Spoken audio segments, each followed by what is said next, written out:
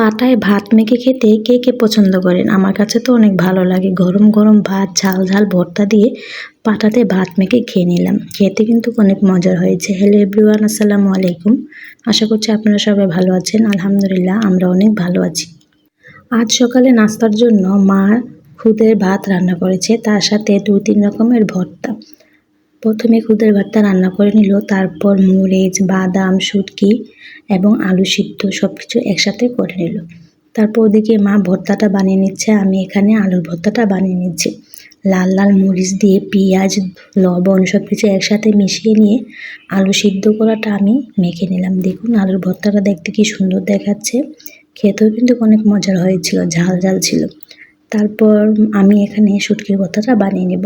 শুটকির ভর্তাটা বানানো হয়ে গেলে তারপর আমি গরম গরম ভাপা ভাত নিয়ে পাটাতে মেখে খেয়ে নেব।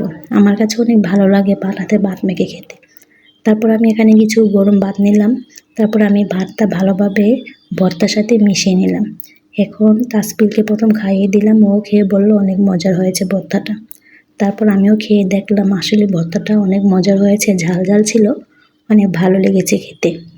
তারপর আমরা সবাই একসাথে বসে সকালের নাস্তাটা খেয়ে নিলাম। আজ সকালের নাস্তাটা খেতে অনেক মজার হয়েছিল, আমাদের কাছে তো অনেক ভালো লাগলো সকালের নাস্তাটা খেতে। খাওয়া দাওয়া শেষ করার পর দুপুরে রান্নার আয়োজন শুরু করে দিলাম। এখানে উস্তা তারপর আলু একসাথে কেটে নিয়েছি, আজ উস্তা ভাজি করব। তার পাশাপাশি একটি মাছের তরকারি রান্না করব কচু দিয়ে। তারপর আমি কচুটাও কেটে এখানে সিদ্ধ করতে বসিয়ে দিলাম, ভালোভাবে সিদ্ধ করে নেব কচুটা।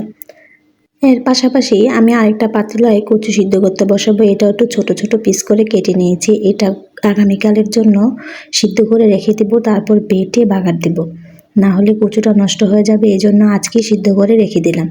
তারপর আমার কচুটা সিদ্ধ হয়ে গেল, আমি এখানে মাছ ভেজে নেব। মাছের ভিতরে হলুদ মরিচ দিয়ে আমি মাছগুলো ভেজে এক সাইড করে রেখে দিলাম। এখন মাছের তরকারিটা বসিয়ে দেবো। প্রথমে কড়াইতে পরিমাণ মতন তেল দেব, তারপর পেঁয়াজটা দিয়ে কিছুক্ষণ ভেজে অনেকগুলো আদা রসুনের পেস্ট দিয়ে কিছুক্ষণ ভেজে নেব। এখন সব ধরনের মশলা দিয়ে দিব, হলুদের গুঁড়ো, মরিচের গুঁড়ো, ধনিয়ার গুঁড়ো দিয়ে ভালোভাবে মশলাটা কষিয়ে আসলে তারপর কচুটাও দিয়ে দিব। কচুটা দিয়েও ভালোভাবে অনেকক্ষণ কষিয়ে নেব। কষানো হয়ে গেলে তারপর পরিমাণ মতন কিছু ঝোল দিব, মাছটা দিব, ভালোভাবে জাল করে নেব। শেষে কিছু জিরা গুঁড়ো দিয়ে মাছের তরকারিটা নামিয়ে নেব। মাছের তরকারিটা দেখতে যেমন সুন্দর দেখাচ্ছে, খেতে কিন্তু ভালো হয়েছিল। আমার বাবার কাছে এই কচু তরকারি খেতে অনেক ভালো লাগে। বাবা অনেক মজা করে কচু তরকারিটা খেয়ে থাকে। কচুর শাকটা কিন্তু অনেক মজার হয়, আমার কাছে কচুর শাকটা খেতে অনেক ভালো লাগে। তারপর এখানে আমি উস্তা ভাজিটা বসিয়ে দেবো। প্রথমে কড়াইতে পরিমাণ মতন তেল দেবো, তারপর পেঁয়াজটা দিয়ে কিছুক্ষণ ভেজে উস্তা আলু একসাথে দিয়ে দেবো, তারপর পরিমাণ মতন লবণ দেবো। এখন আমি ভালোভাবে নাড়াচাড়া করে উস্তা ভাজিটা করে নেব।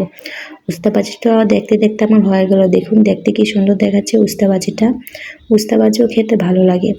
উস্তাটা আমার রান্না হয়ে গেল, তারপর আমি নামিয়ে নিলাম।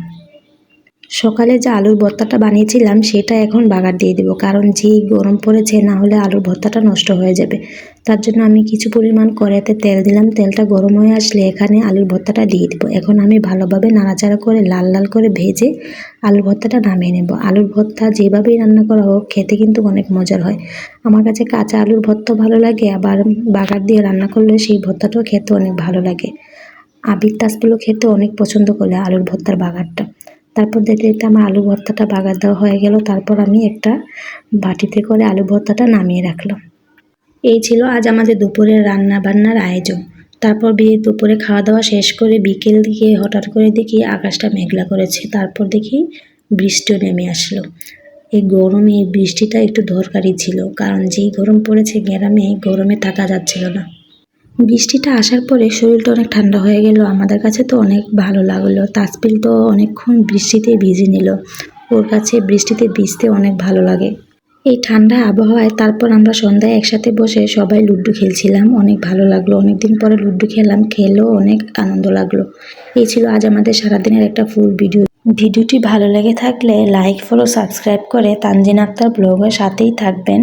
সবাইকে ধন্যবাদ।